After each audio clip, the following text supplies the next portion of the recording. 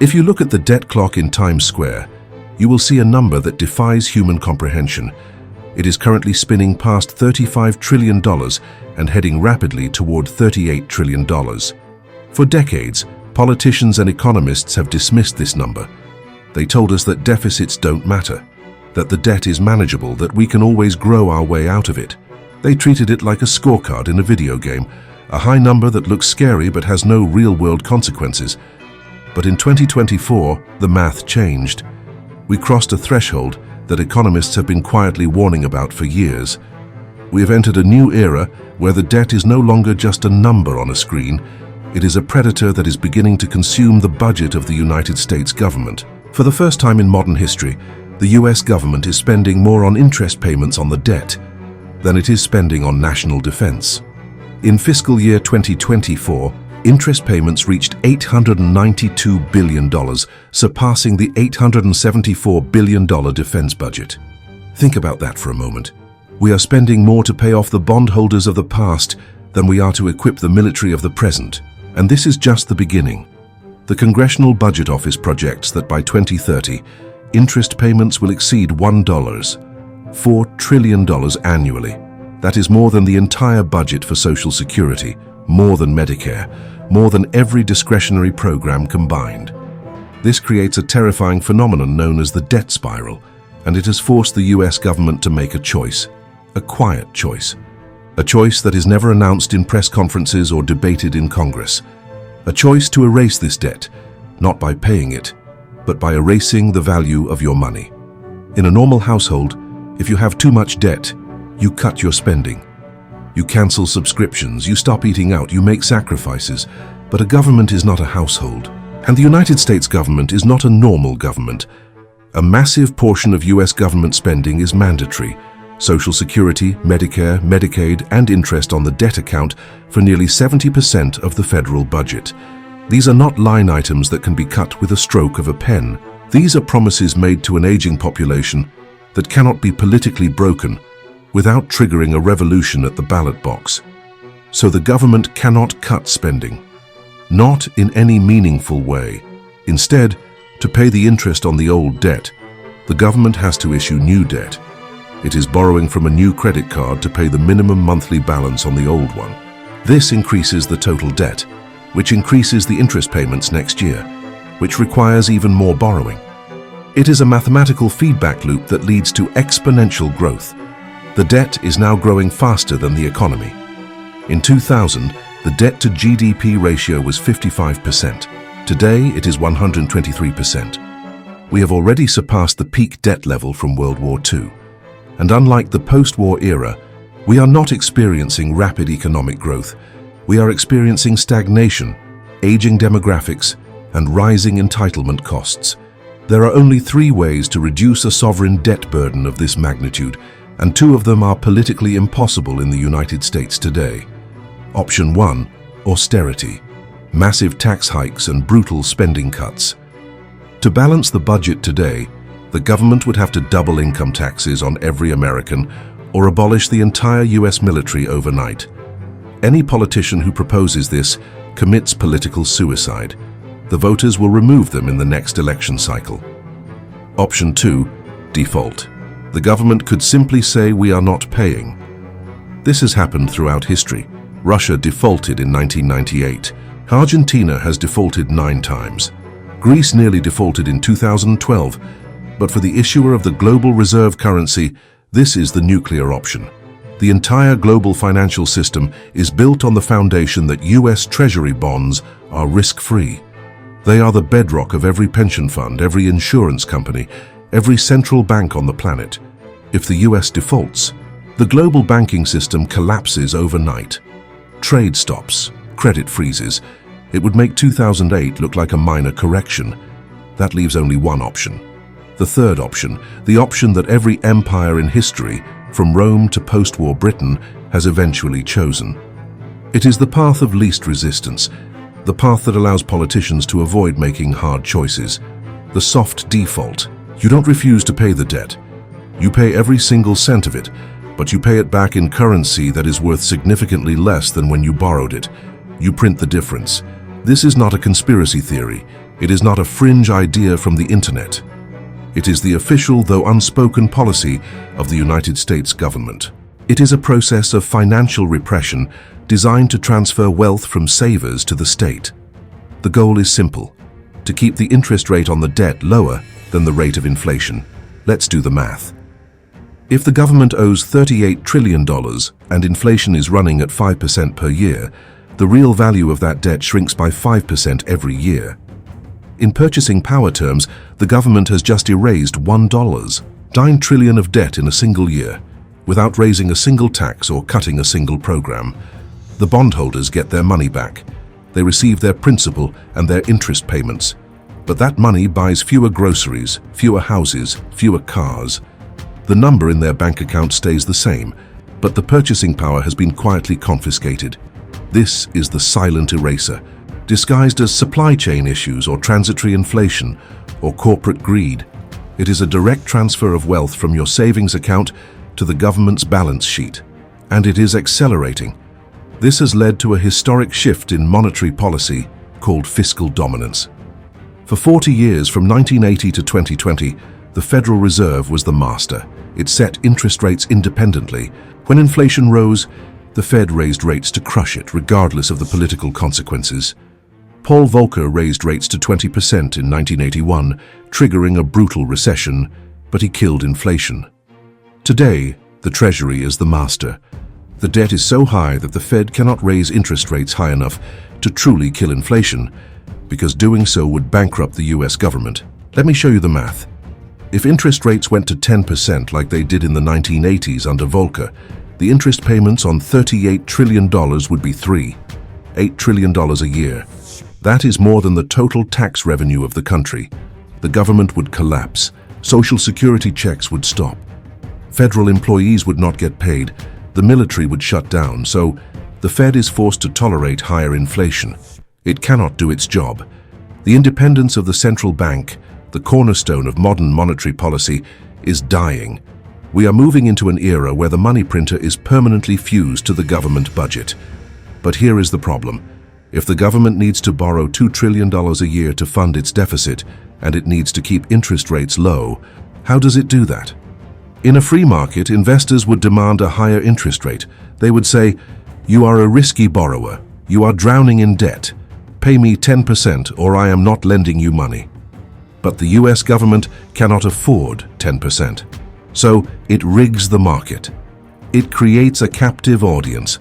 It forces certain institutions to buy government debt regardless of the return. This is done through a complex web of banking regulations that most people have never heard of. Basel III, Dodd-Frank, liquidity coverage ratios. These regulations, implemented after the 2008 financial crisis, were sold to the public as safety measures to prevent another banking collapse. And they do serve that purpose, but they also serve another purpose. They force banks to lend money to the government at suppressed rates. Here is how it works. Regulators designate US Treasury bonds as high-quality liquid assets, or HQLA. Banks are legally required to hold a certain percentage of their balance sheet in HQLA to satisfy their liquidity coverage ratios. It doesn't matter if the bonds pay 0, 1%. It doesn't matter if they are losing value to inflation. The banks must buy them to stay in business. The same is true for insurance companies and pension funds. Regulations require them to hold safe assets, and the only assets that qualify as safe are government bonds. Your pension fund isn't buying government debt because it's a good investment. It's buying it because it's against the law not to. This creates artificial demand. It suppresses interest rates below where they would be in a free market. It forces the financial system to lend money to the government at a loss. This is the first layer of the Vanishing Act, forcing others to hold the debt at a loss. The second layer is even more subtle. If you want to pay people less, but you promise to pay them based on inflation, the easiest solution is to redefine inflation. Social security payments are indexed to inflation. If inflation is 10%, the government has to increase social security payments by 10%. The same is true for TIPS, Treasury Inflation-Protected Securities. These are bonds where the principal adjusts based on the Consumer Price Index. If CPI goes up 10%, The government owes 10% more. So the government has a multi-billion-dollar incentive to keep the official CPI number as low as possible. And since the 1980s, the methodology for calculating CPI has been quietly rewritten dozens of times to suppress the official number. They introduced something called substitution bias. The logic is this: if the price of steak goes up, you won't buy steak anymore. You will buy hamburger instead. Therefore, your cost of living hasn't gone up as much as the price of steak suggests. The CPI should track the hamburger, not the steak. This effectively ignores the fact that your standard of living has dropped. You are eating worse food, but the government pretends your cost of living is stable. They introduced hedonic adjustments. If a new car costs $5,000 more than the old model, but it has better safety features and a backup camera, the government argues the price didn't really go up. You are getting more value. So, the price increase is adjusted down. Never mind that you still have to pay $5,000 more. They change the weighting of the basket. They reduce the weight of housing costs, which have skyrocketed, and increase the weight of electronics, which have fallen in price. This makes the overall number look lower. These statistical sleights of hand save the government billions of dollars every year. If we use the 1980 methodology today, the official inflation rate would consistently be 5 to 7 percentage points higher. The government is gaslighting you about the cost of your own survival to save its budget. To understand how the government plans to make $38 trillion disappear, you don't need a crystal ball. You just need a history book. We are not in uncharted territory. We are rerunning the exact economic playbook used by the United States after World War II. In 1945, the US debt to GDP ratio hit 119%, almost identical to where we are today. The government didn't pay it off with taxes. It didn't default, it liquidated the debt through a decade of negative real interest rates. From 1945 to 1955, the Federal Reserve capped interest rates at 2.5%, while inflation averaged over 6% per year. Every year, the bondholders lost 5% of their purchasing power. This was not an accident. It was a deliberate policy called financial repression. By 1955, the debt-to-GDP ratio had fallen to 60%, not because the government paid off the debt, but because inflation eroded its value. It was a silent transfer of wealth from savers to the state, and it worked. Today, this strategy is back, but it has been upgraded with modern tools. The goal is the same: to run inflation at 4% to 5% for a decade, while keeping interest rates at 2% to 3%. This sounds manageable. It sounds like a soft landing, but the compound effect is devastating. At 5% inflation, the value of your savings is cut in half in 14 years. That is the plan: to wipe out half the value of the national debt and half the value of your savings by the mid-2030s. But this process is not hitting everyone equally. In fact, it is the primary engine of the growing inequality that is tearing the United States apart. To understand why, we have to revisit an 18th century French economist named Richard Cantillon. Cantillon realized that when new money is created, it doesn't spread evenly through the economy like water filling a pool. It enters at specific points, and where it enters matters. The people who receive the new money first benefit. The people who receive it last are harmed. When the Federal Reserve prints $1 trillion, they don't drop it from helicopters over Main Street. They inject it into the financial sector. They buy bonds from Goldman Sachs, JP Morgan, and BlackRock. These institutions get the new money first, before prices have risen. They use this free cash to buy assets, stocks, real estate, technology companies. By the time this new money trickles down to the average worker in the form of wages, prices have already risen. The rich get the money before inflation. The poor get the money after inflation. This is why since 2008 we have seen a K-shaped economy.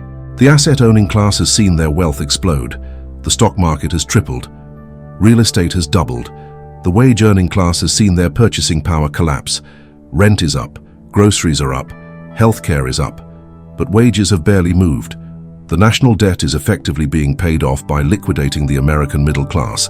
If you own assets, you are being bailed out. If you rely on wages and savings, you are being sacrificed.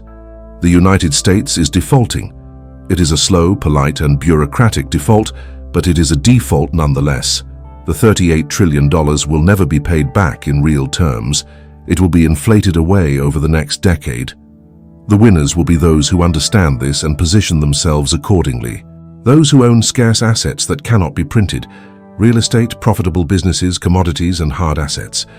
The losers will be those who trust the currency and the institutions, those who save in dollars, those who hold bonds, those who believe the official inflation numbers. The American dream of saving your way to prosperity is dead. We are now in the game of asset survival. This isn't a story about a future collapse. It's a story about a process that is happening right now, quietly, in the background, every single day. The Vanishing Act is already underway. The debt is being erased. The only question is whether you see it. If you believe the numbers you are told, this channel isn't for you. If you want to understand the systems behind the numbers, stay here. Subscribe.